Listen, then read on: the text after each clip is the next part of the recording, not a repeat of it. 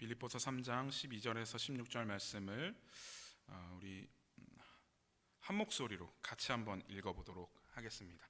시작.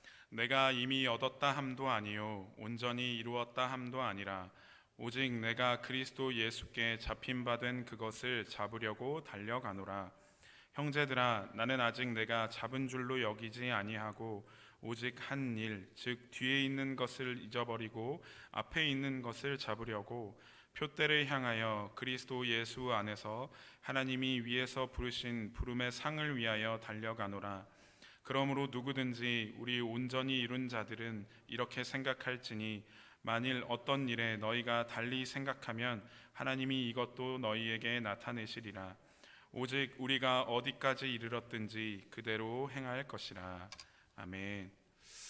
할렐루야. 여러분 반갑습니다. 오늘도 이렇게 주님의 말씀에 선포되는 자리에 나오신 우리 모든 성도님들을 축복합니다.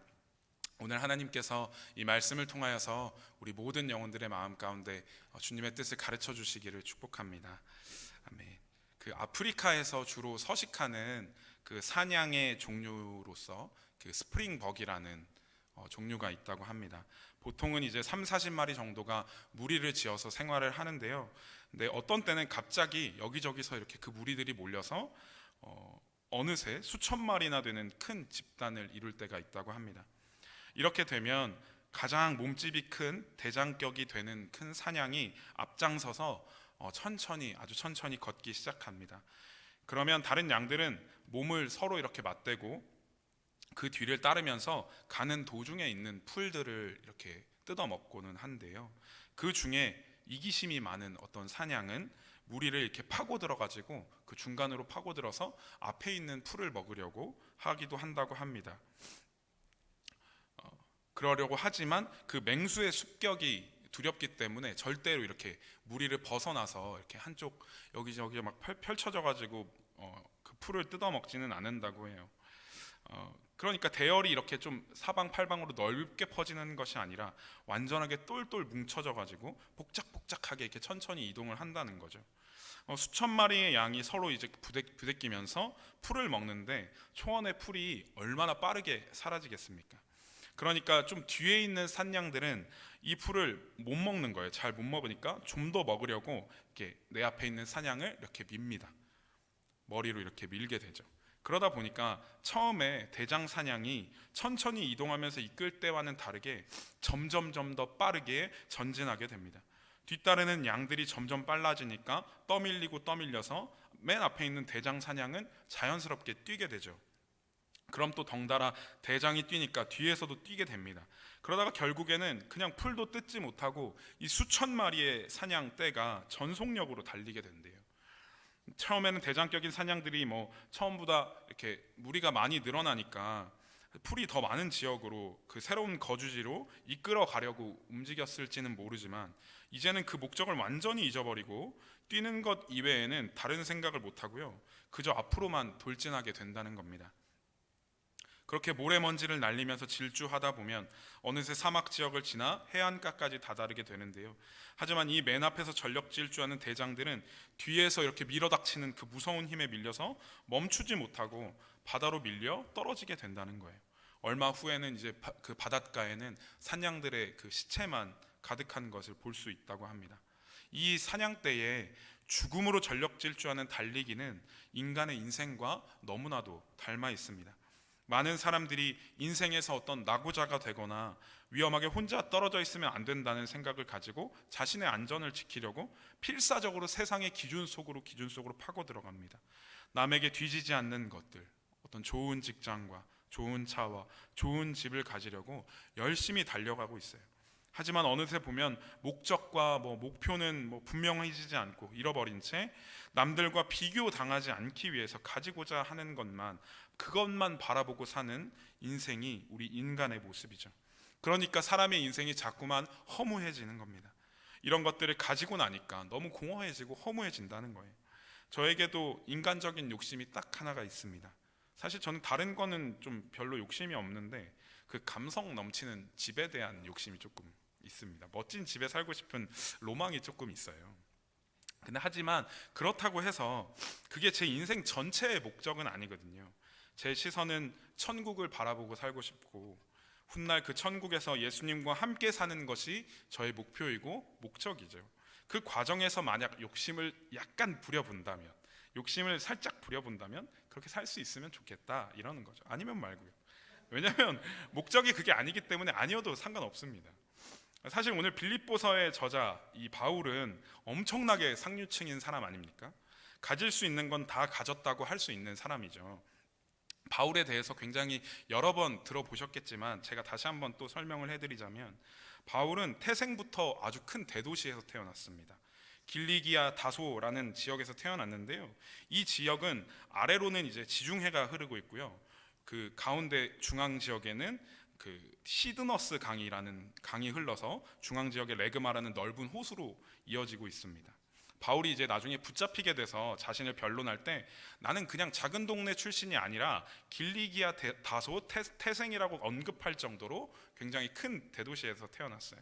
또 이 도시는 굉장히 철학적으로 발달한 도시여서 학문적으로도 굉장히 좋은 학군이었습니다. 전승에 따르면 그 바울의 부모가 원래 다른 지역에서 살았는데 그 로마가 팔레스타인 지역을 점령할 때 이 길리기아 다소로 이 부모가 피난했다고 하는데, 전쟁을 겪고 피난 온 사람이 지배국의 그 로마의 시민권을 얻었을 정도라면 굉장히 부자였을 것으로 보고 있습니다. 또 바울의 원래 이름이 무엇이었습니까? 예수님을 만나기 전까지 이름은 사울이었어요. 사울이 또 누굽니까? 이스라엘의 초대 왕이죠. 제 20년지기 친구 중에 이름이 이성계가 있습니다. 그 친구는 굉장히 이름을 바꾸고 싶어 하지만 아버지의 극구 반대로 바꾸지 못했죠. 근데 곧 태어날 아기의 이름을 어떤 왕의 이름으로 짓는다고 하면 사람들이 뭐 너무 촌스럽다고 하거나 너무 유난스럽다고 하거나 하지 않겠어요? 근데 이 당시에 왕의 이름으로 별 볼 일 없는 사람이 왕의 이름으로 그 아기의 이름을 지으면요, 주변 사람들이 네가 뭔데 애 이름을 왕 이름으로 쓰냐며 이렇게 좀 핀잔을 주던 그런 시대였어요. 그러니까 사회적으로 뭐라도 되는 사람이 이 이름을 지을 수 있는, 이 이름을 가질 수 있는 그런 이름이었다는 것이죠. 또 바울의 가정은 대표적인 바리새인의 가정으로 정통파 유대교 혈통을 지니고 있었습니다. 우리로 말하면 뭐 김혜김 씨, 전주희 씨 가문이죠. 바울의 가문은 5살 때부터 이제 성경을 배웠기 때문에 자연스럽게 성경에 거의 통달했을 것이고, 바울의 스승으로 자주 언급되는 가말리엘 1세는 바리새파의 완전한 큰 어르신이었습니다. 바리새파의 그 랍비들 중에서 최초로 대랍비라는 이름을 가지게 되었고, 그 최고의 랍비라는 뜻의 라반이라는 칭호를 얻은 최초의 사람이에요. 또 사네드린 공의회라는 유대교 최고위 기관을 이렇게 완전히 좌지우지할 수 있는 그 정도의 권력의 사람이었죠. 바울이 그 사람의 제자였습니다. 심지어 이 바울 자체는 학창 시절 때부터 천막을 만드는 아예 전문 기술까지 보유하고 있는 사람이었죠. 이처럼 바울은 태생부터 금수저를 물고 태어나서 엘리트 중에 엘리트 코스를 밟고 부자가 되려면 얼마든지 될 수 있는 그런 사람이었다는 겁니다. 그런데 그 바울이 오늘 빌립보서에서 뭐라고 말하죠? 우리가 오늘 읽지는 않았지만 본문 말씀 7절, 8절을 보면요, 이렇게 나와 있습니다. 그러나 무엇이든지 내게 유익하던 것을 내가 그리스도를 위하여 다 해로 여길 뿐더러 또한 모든 것을 해로 여김은 내 주 그리스도 예수를 아는 지식이 가장 고상하기 때문이라. 내가 그를 위하여 모든 것을 잃어버리고 배설물로 여김은 그리스도를 얻고. 아멘. 앞서 말씀드린 바울이 이렇게 살아갈 때 엄청난 편의를 제공해 줬을 그 모든 것들을 해로 여긴다는 겁니다. 여기서 해라는 것은 헬라어로 제미아라고 하는데요, 손실, 손해라는 뜻입니다. 사람들이 자랑으로 여길 만한 것들이 그냥 더 이상 나에게 의미가 없기 때문에 버린다는 그런 수준이 아니라 그것을 내가 갖고 있으므로 오히려 나에게 손해가 된다는 거예요. 8절에서는 좀 더 직설적으로 손해뿐만 아니라 배설물로 여긴다고 합니다. 헬라어로 스퀴발론이라고 하는데요, 이거는 그 개가 먹으라고 던져지는 것. 그러니까 뭐 지금 뭐 개가 이렇게 너무 높아져가지고 뭐 유기농 채소가 들어간 58,000원짜리 그런 고급 사료를 던지는 게 아니라 그냥 똥개가 먹는 똥, 음식물 찌꺼기 같은 오물을 의미합니다. 왜 그렇습니까? 왜 그렇게 여긴다는 거예요? 내가 그동안 쌓았던 유대교의 엄청나게 많은 학문들과 위대한 스승으로부터 얻었던 지식, 그리고 좋은 가문에서 태어나 그것을 유지하기 위해 가치로 삼았던 그 어떤 것보다 예수님을 아는 지식이 가장 고상하다, 가장 우수하다고 바울은 그 신념이 바뀌었기 때문입니다. 예수님을 만났다는 사실 하나만으로 이전의 모든 것들은 더럽고 도저히 갖고 있을 수 없는 게 되었다는 겁니다. 사랑하는 성도 여러분, 여러분은 예수님을 만나셨습니까? 그렇다면 여러분들에게 다른 것과 비교할 수 없는 제1 아니 제0의 가치가 우리 예수님 한 분이 되시기를 축복합니다. 우리 함께 오늘 말씀 12절부터 14절을 함께 읽어보도록 하겠습니다. 빌립보서 3장 12절 10부터 14절 시작. 내가 이미 얻었다 함도 아니요 온전히 이루었다 함도 아니라 오직 내가 그리스도 예수께 잡힌 바 된 그것을 잡으려고 달려가노라. 형제들아, 나는 아직 내가 잡은 줄로 여기지 아니하고 오직 한 일, 즉 뒤에 있는 것은 잊어버리고 앞에 있는 것을 잡으려고 표대를 향하여 그리스도 예수 안에서 하나님이 위에서 부르신 부름의 상을 위하여 달려가노라. 아멘. 여기서 이제 이미 얻은 게 아니고 온전히 이룬 게 아니라라고 나오는데요. 이미와 온전히라는 단어는 헬라어로 에데라고 해서 같은 단어입니다. 벌써, 바로, 지금 당장 이런 뜻이에요. 바울은 앞서 10절 11절에서 보면 예수님의 죽으심을 본받아서 그 길에 참여해서 어떻게 해서든지 부활에 자기도 닿기를, 그 부활의 날에 그 이름책에 자기의 이름도 들어있기를 굉장히 소망하고 있습니다. 그 신앙의 여정에 있어서 아직 완전히 도달하지 않았다는 것이죠. 앞으로도 길이 남아 있다는 거예요. 예수님을 위해서 세상적인 윤택함을 모두 다 내려놓았는데 그 상태로 나아가는 것을 시작으로 삼고 열심히 걸어가고 있다는 것이죠. 예수님을 만남으로 이제 됐다, 예수님을 만났으니 이제 끝이 났다가 아니라 예수님을 만난 사람이 참여해야 할 경기가 아직 남아 있다는 겁니다. 오늘 말씀의 제목이 달려갈 때에입니다. 오늘 말씀에 달려간다고 번역된 헬라어 디오코는 정확히는 추적한다라는 뜻을 가지고 있습니다. 당시 로마인들이 이렇게 막 전차 경주를 벌이거나 할 때 앞선 선수를 따라잡으려고 전속력으로 이렇게 추적하잖아요. 그 추적하는 것을 뜻합니다. 믿음의 경주를 달려가는 사람들이 그 표대를 향하여 달려갈 때에 어떻게 달려가느냐? 전차 경주를 하는 선수가 앞선 선수를 쫓아가는 것처럼 달려간다는 겁니다. 말 4마리가 이끄는 전차를 타고 죽기 살기로 달립니다. 때로는 다른 선수의 전차를 부수면서까지 경주를 하게 되죠. 당시 헬레니즘 문화 속에 이집트를 배경으로 한 컴퓨터 게임이 있습니다. 거기에서도 그리스 도시에서 전차 경주를 이렇게 할 수가 있게 되어 있는데 굉장히 잘 표현해놨습니다. 관객의 흥분과 재미를 위해서 일부러 함정이나 장애물을 놓기도 하고요. 심지어는 관중석에서 이렇게 불덩어리 같은 걸 이렇게 던지기도 합니다. 그걸 아슬아슬하게 피하는 것을 보면서 또 때로는 그 장애물에 걸려 넘어지는 것을 보면서 관객들은 이제 함성을 지르는 것이죠. 그것을 생각해 보면 그리스도인이 예수님을 믿게 되어서 참여하게 되는 그 믿음의 경주라는 것은 굉장히 치열하게 달려간다고 볼 수 있습니다. 실제로도 그렇지 않습니까? 우리 앞에 놓인 여러 장애물들은 우리가 수월하게 골인하지 못하도록 방해를 계속해서 하죠. 그것처럼 우리의 신앙의 여정, 이 세상에서 주님 다시 오시는 그날까지 걸어가는 길에서 우리는 여러 번 넘어지고 그 길에서 벗어날 위험한 상황이 오게 됩니다. 하지만 끝까지 그 믿음의 곶비를 놓지 마시기를 바랍니다. 곶비를 놓치지 않는 사람에게는 분명히 다시 기회가 옵니다. 믿음의 긴 여정 속에서 우리가 때로는 유혹에 넘어지기도 하고 예수님을 믿고 열심히 잘 해보려고 했는데 실패하고 좌절하기도 합니다. 그럴 때 우리는 굉장한 박탈감과 자괴감을 겪곤 하죠.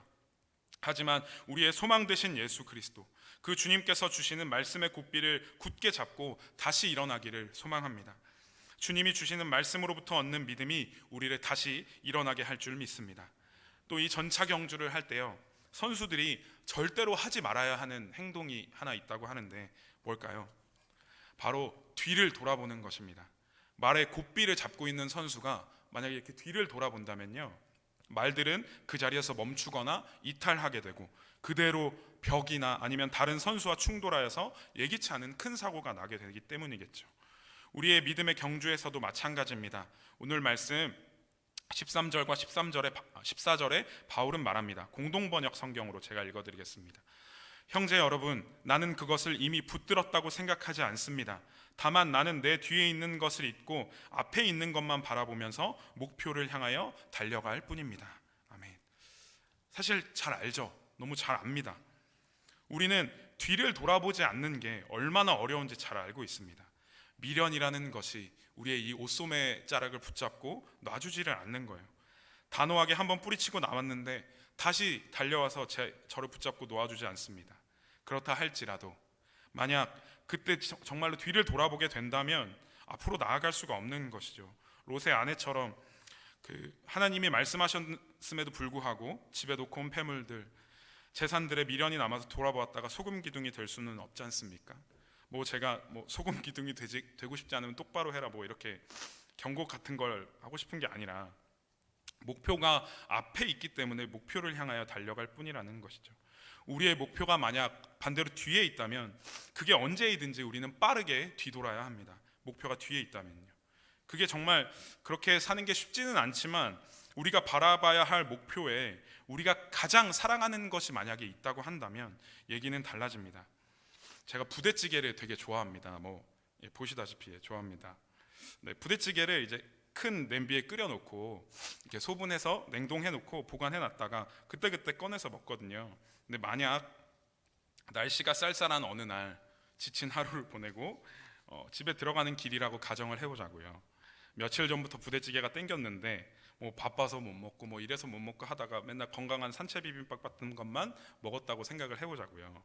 그러니까 오늘은 꼭 집에 일찍 들어가서 아침부터 그 생각을 계속하는 거예요. 이따 저녁에 꼭 집에 가서 부대찌개 먹어야지. 집에 들어가서 부대찌개 먹어야지. 벼르고 별러서 집에 갈 때요. 집에 가는 길에 보이는 굉장히 유명한 비빔밥집이 눈에 들어올까요? 만약에 이삭 토스트 같은 것을 보고 먹고 들어갈까라는 생각이 들까요? 아니죠.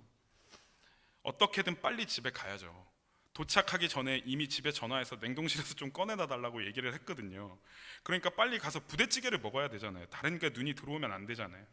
들어올 수도 없잖아요. 근데 내가 정말로 원하고 바라고 사랑하는 것이 바로 그곳에 있기 때문에 우리의 발걸음은 그것을 향해 더 빨리 나아가지 않겠습니까? 우리가 정말로 사랑하고 마음을 다해 섬기는 예수님이 우리의 꼬린 지점에 계시기 때문에 우리는 그 예수님이라는 표대, 목표를 향하여 달려가기만 하면 됩니다. 우리가 이렇게 달려나갈 수 있기를 축복합니다. 우리 앞에 장애물 때문에 멈추거나 뒤돌아보지 마시고 믿음의 곶비를 굳게 잡고 꼬린 지점까지 함께 나아가시기를 진심으로 소망합니다. 이 또 추적하다, 달려가다라는 단어를 사용한 곳은 그 사냥 시합에서 사냥감을 추적할 때 이 단어를 사용했다고 합니다.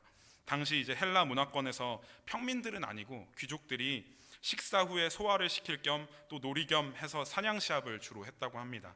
각자 가장 잘 맞는 무기를 챙겨 들고 누가 가장 기름지고 보기 좋은 사냥감을 잡는지 시합을 하는 거죠. 무기를 들고 이렇게 막 조용조용히 숲속을 탐험하면서 사냥감을 찾습니다.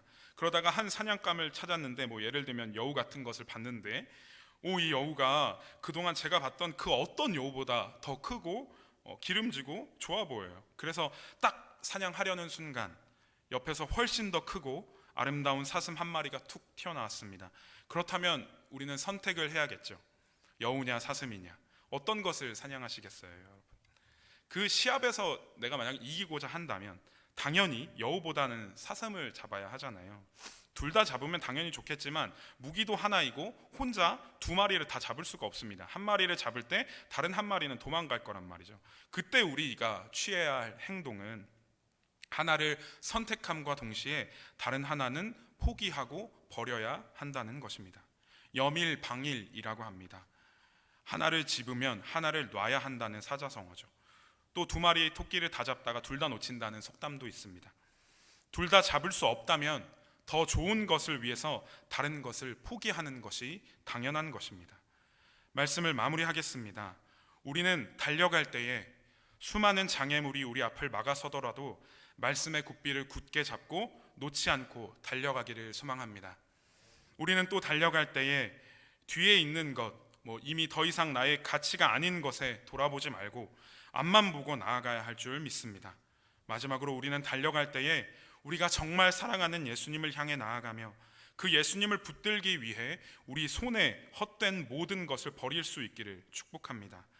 사랑하는 작전중앙교회 성도 여러분, 우리는 대림절을 지금 보내고 있습니다. 대림절은 나실 아기 예수님을 기다리는 절기이기도 하지만 모든 것의 완성을 이루시기 위해 다시 오시는 재림하실 예수님을 기다리는 절기이기도 합니다. 그 사랑하는 예수님을 우리의 두 눈으로 보며 얼굴과 얼굴을 마주하고 만국 공통어인 할렐루야로 모든 민족이 함께 찬양하는 그날을 고대하며 우리 함께 달려나가기를 축복합니다. 꼬린 지점에 계신 예수님이 지금 아직 출발 지점에서 얼마 지나지 않은 것 같은 우리의 삶의 자리에도 여전히 함께 계시며 위로하시고 토닥이시며 함께 하자고 말씀하십니다. 그 부르신 부르심의 상을 위하여 예수님을 쫓아 달려나가는 저와 여러분들이 되기를 기대하는 마음으로 축복합니다. 함께 기도하시겠습니다. 하나님 아버지, 너무나도 감사드립니다.